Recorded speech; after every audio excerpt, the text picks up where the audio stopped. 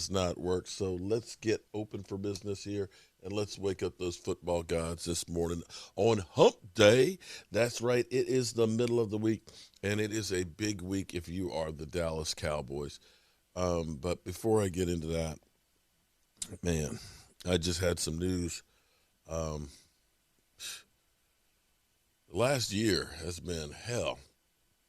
We've had to say goodbye to too many family and friends and just too many people. And this morning I just heard that my good buddy Frankie Benjamin, Frankie, who I met because of work and stuff, carpet layer. In fact, this carpet that I'm looking at down here, when I bought this house with my wife 17 years ago, we ended up, this basement was terrible. It was in shambles. And we built a bathroom down in here, and we gutted it out. We drywalled it and all that. And Frankie came through here, did the carpet. In fact, Frankie's done the carpet at my whole house here, and commercial jobs, and I mean, just too many places. And Frankie was a character. Frankie was a good friend, and Frankie passed yesterday. Frankie's about my age. This is where I always tell you guys to always live your life and your day like today might be my last. Because we found out today's been the last day for a lot of people. And you may not get the opportunity to say what you really think or feel. So make sure the people around you leave no doubt how you feel about them.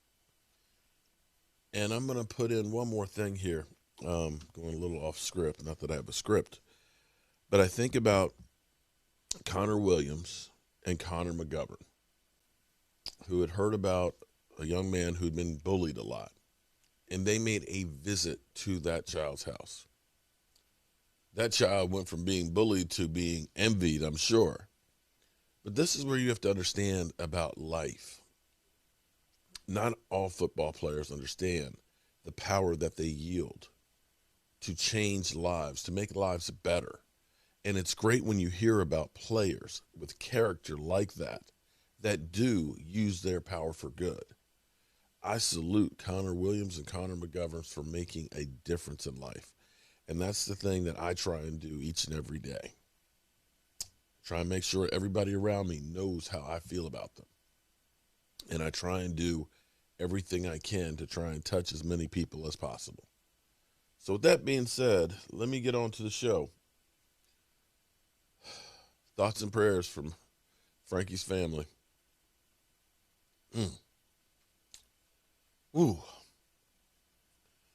So the Cowboys realize, and let's give the Cowboys some credit. They've realized for a number of years now that safety is an issue for the Cowboys. Because what was it, 2018 that we did the road trip to Dallas for the draft? They were trying to make a move then for Earl Thomas. They recognized we need a safety, not just an average safety. We need an exceptional safety. And they tried. Believe me, they tried. Earl Thomas tried to come get me. They offered, third and a second. And Seattle, of course, is greedy. We know how greedy Seattle is. They had 3 number ones and Khalil Mack and turned that down for Russell Wilson. So, yeah, Seattle's not an easy team to deal with when it comes to trades. And they went from that to the Cowboys pissing off the Jets because apparently the Cowboys leaked the conversation, so they made it sure that the compensation would be too much to get Jamal Adams. And Jamal Adams got traded to Seattle for 2 number ones. I guess that one goes both ways. We expect to get a lot, and we expect to pay a lot. Okay. They high rollers. That's what they are. Seattle are high rollers. Okay. So we were not in to the Jamal Adams situation. We tried getting a journeyman, Clinton.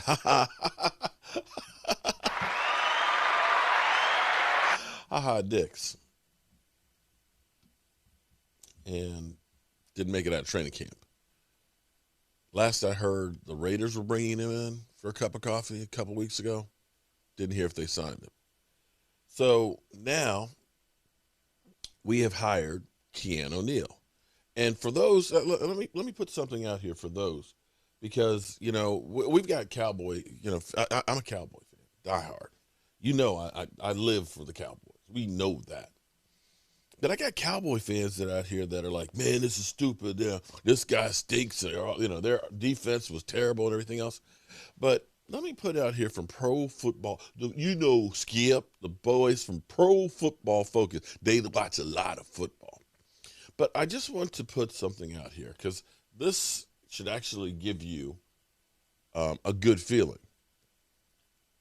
Keanu Neal, who they're talking about creating a new position, basically kind of a hybrid.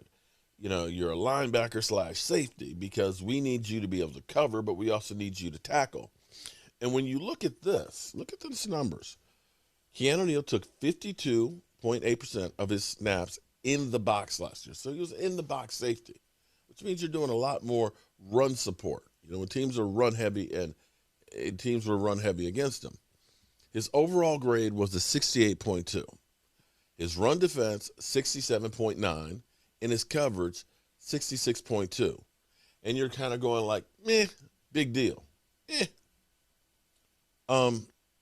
Let us say all three of them would have been the best we had in all three categories for the Dallas Cowboys defense. That's an improvement.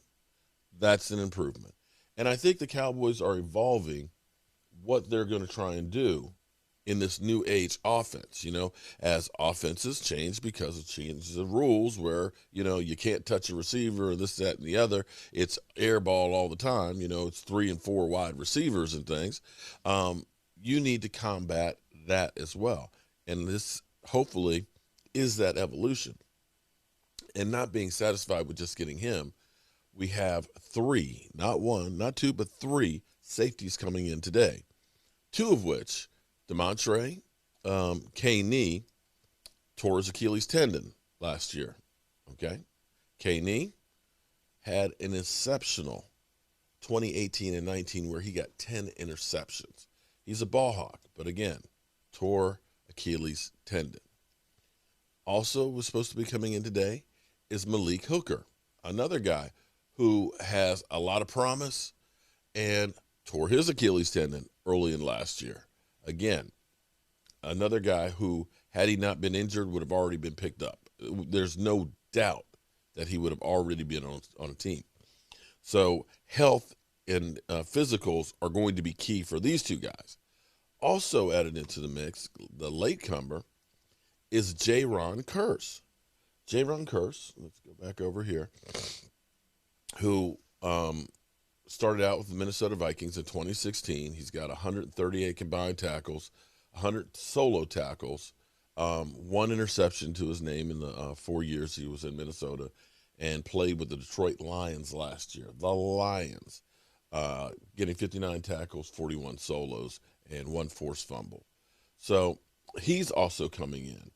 So I guess we can probably infer that at least one of these guys will be signed by the Dallas Cowboys. At least one of them. I just have to believe that the Cowboys will be signing one of these 3 guys. And there's a sense of urgency now for the Cowboys to develop and get a safety. So we can definitely see, and I know Cowboy fans, that we're not going to be satisfied that, this is not it. Go get Earl Thomas. And please stop with the Earl Thomas. Please. Can we please finally put that one to bed? That the Cowboys are definitely trying to improve the defense.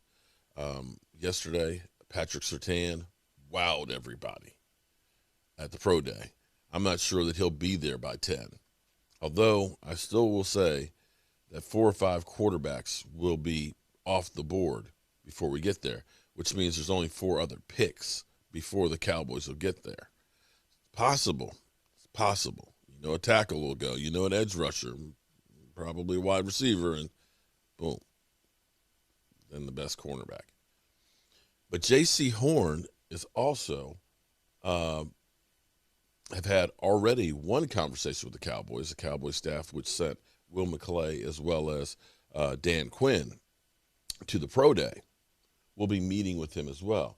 And what I'll say about that is the Cowboys in typical years, this is not a typical year because of COVID, the pre-draft invitees, more than times than not, guys that came in for a visit or met with the Cowboys were guys that they drafted. So that bodes well for J.C. Horn if he's there. Patrick Surtain, if he's there, I can guarantee you they would definitely try and get him with the numbers that he had and putting him back together with Diggs. That would be an incredible combination. And you'd have to say, even though he'd be a rookie, that defense is much improved from where it was. So we'll keep our ears and stuff open. And I've got a lot of work to do in the workshop because I've got a lot of those racks and things to get. I've got to get the trophies out. And, Scott, yours, I've ordered special size boxes, and I think they'll be here today.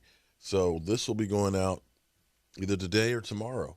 And it's got a few babies that are in the makings in our workshop. A lot of you have had interest in them. They will be on my website coming soon, as well as this headphone rack, which also looks kind of like a trophy. So, anyway, hope you guys have a great day, and I will see you in the workshop. Thank you all for watching, commenting, subscribing, and being part of the Joe Boo Sports Report.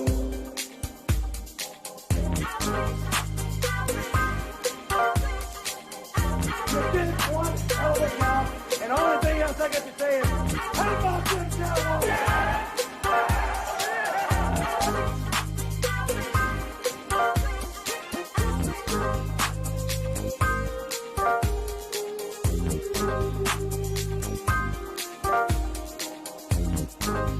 Being part of the Joe Boo Sports Report.